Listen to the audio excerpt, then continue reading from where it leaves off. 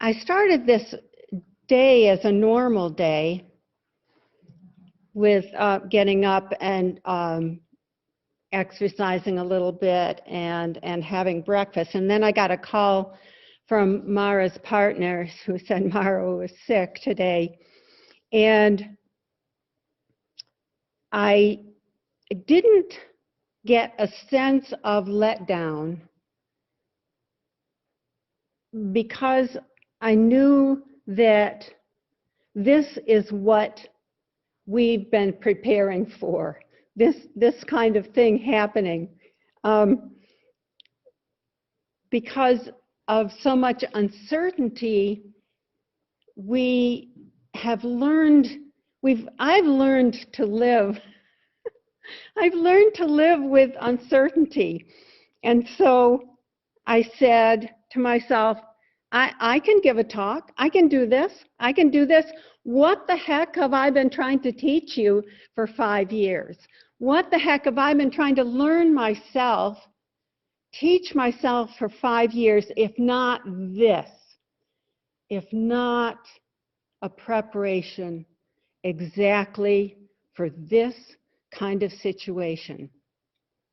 Now, believe you me, it's not my favorite kind of situation. And I could feel my heart pounding. And I thought, if I don't have a heart attack, this will be a good day. Whatever happens, this will be a good day. So I went into the notebook I keep of my old talks, and the first one I found was the best. And but it's not necessarily going to be my whole talk, because one thing I want to talk about a little bit is courage. And I think that something that we may not have thought about, that we have developed during this time of uncertainty, during this time of COVID-19, of not knowing what was going to happen, and watching the world in many respects be in shambles, politically and socially, and we've watched it, and so what have we come to? What are we trying to learn? What are we trying to share? What kind of being, what kind of being are we becoming through this practice that we've created for ourselves? Because we take responsibility. We have to take responsibility for it. I've talked a lot about responsibility. I've talked a lot about resilience. I've talked a lot about other things. And so I want to talk a little bit about courage, because I think practicing courage is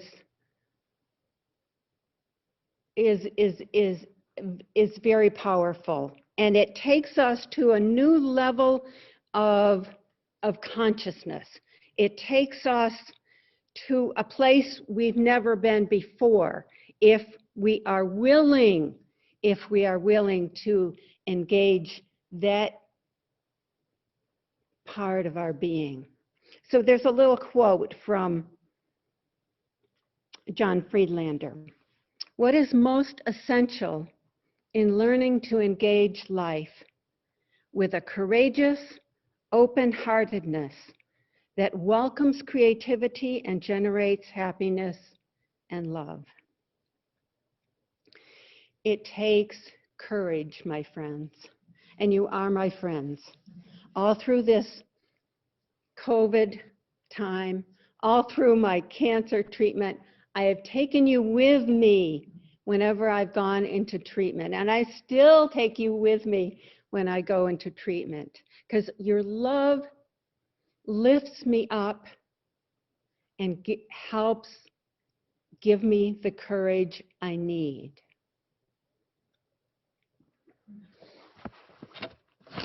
So I bring out again some of my favorite old stuff.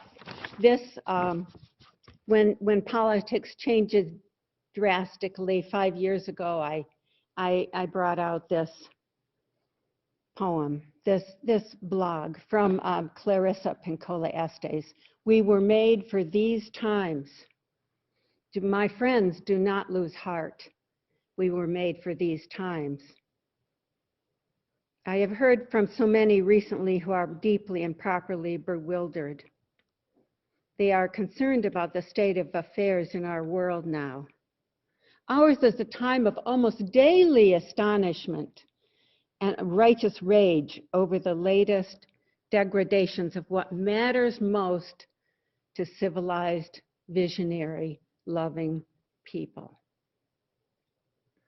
You are right in your assessments. The luster and hubris of some have aspired to, while endorsing acts so heinous against children, elders, everyday people, the poor, the unguarded, the helpless, is breathtaking. Yet I urge you, I ask you, gentle you, to please not spend your spirit dry by bewailing these difficult times. Do not lose hope. The fact is, we were made for these times. For years, we have been learning, practicing, been in training for, and just waiting to meet on this exact plane of engagement. And so I live an inspired life with these amazing words that come from other people. Oh, just fill me with the courage I need. They fill me with the ideas I need. They remind me of the love that I am, the love that's truly at the center of my being. And all through these times, one thing that has been essential to me is to remember to laugh.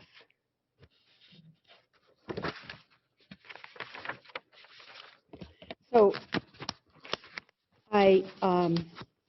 laughter does some incredible things to your psyche, to your body, to your mind, and to your heart.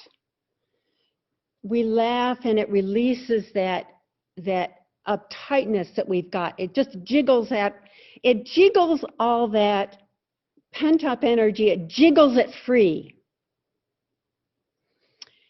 Laughter releases endorphins into our bloodstreams and we feel better.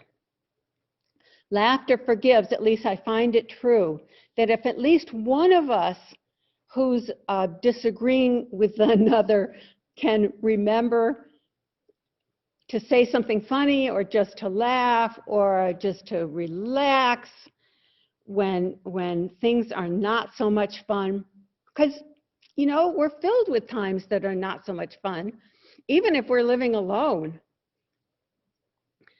we're able to let go.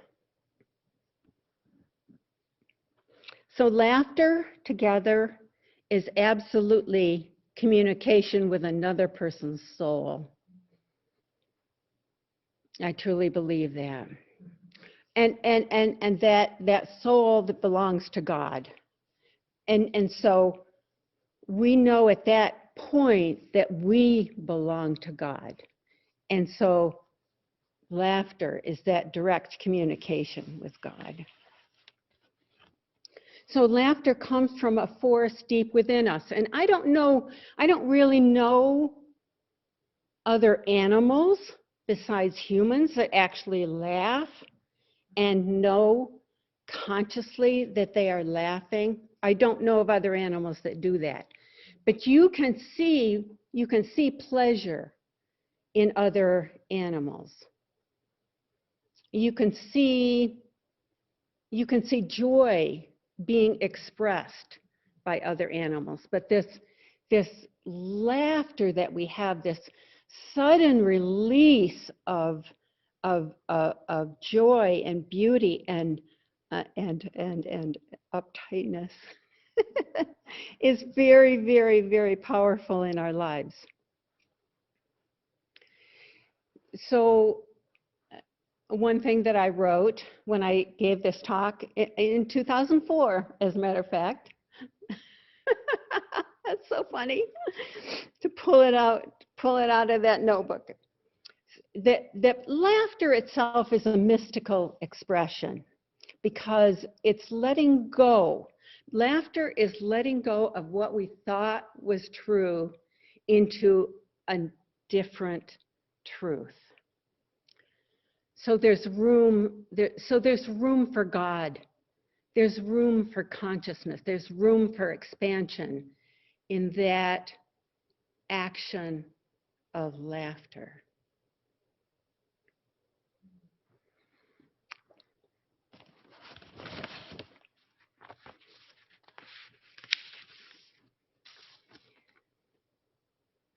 So it's hard to laugh if we think the world should be different, if other people should be different. So we simply must let go of thinking that things should be different. And if we are living in the present moment, we are not living in a place where we're thinking that things should be different. Of course things should be different. Of course they should be. But we're not going to be living the mystical conscious being if we're not living in the present moment. And in the present moment is where love is. In the present moment is where laughter is. And I'm about coming to the end of what I wanted to say. Actually, I think there was something else I wanted to read. Yes, I did.